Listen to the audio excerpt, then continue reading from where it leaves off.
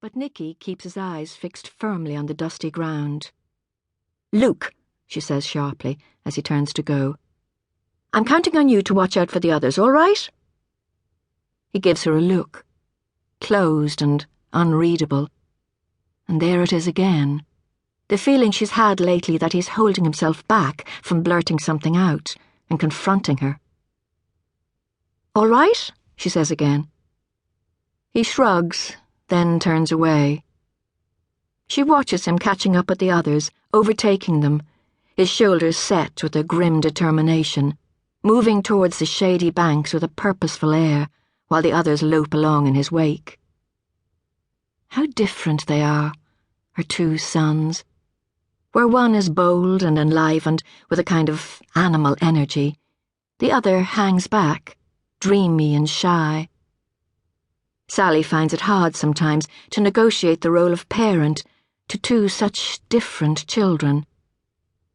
If she's honest with herself, she knows she leans towards her younger son, finding she understands him innately, that she can identify with his dreaminess, with the rich inner life that occupies him.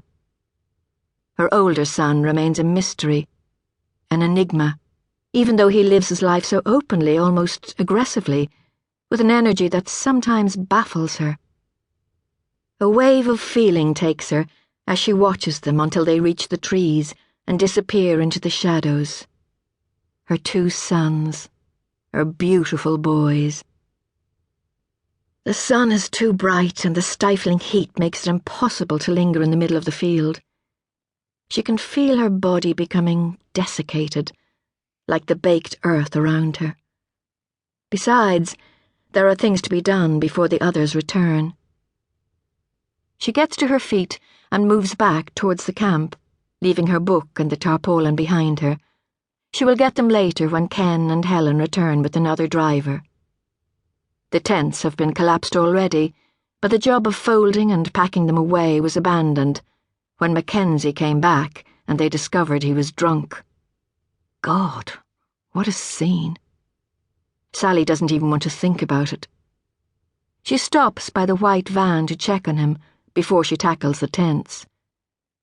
Peeping in through the cab window, she sees him stretched out on the seat, one arm thrown over his head, the other dangling down into the footwell, the steady rise and fall of his chest as he sleeps it off. She cannot see his face as it has turned away into the backrest. "I don't like him," she had said to Jim that first day. They were in the office in Kianda, the two of them. Mackenzie had just left. "Why not?" Jim had asked, surprised. "I don't trust him," she replied. And Jim had laughed, shaking his head, before returning his gaze to his paperwork, one hand tapping out a rhythm with his pen. "You don't trust anyone," he had said. But there was fondness in his tone, a light-hearted mockery that took the sting out of his words. But it was true. She didn't trust the man, although she had nothing to base it on, only her own gut instinct. Within minutes of him stepping inside the office, she had felt the nudge of wariness. He was small, thin shoulders braced with tension, square-faced and flat-nosed, with nostrils that seemed permanently flared. She had watched him lighting up, puffing away on his cigarette the whole time they were making the arrangements, his small eyes flicking around the room but hardly ever alighting on her. He directed his comments to Father Jim, as if Sally wasn't even there. The whites of his eyes were tinged yellow, as if nicotine-stained, and he never once looked her clear in the face. "He seems shifty," she had said. "Listen," Jim was trying to sound reasonable. "He knows the road well, and he knows the safari routes out there like the back of his hand. By all means look for someone else, but you won't find anyone who can sniff out the big game like Mac.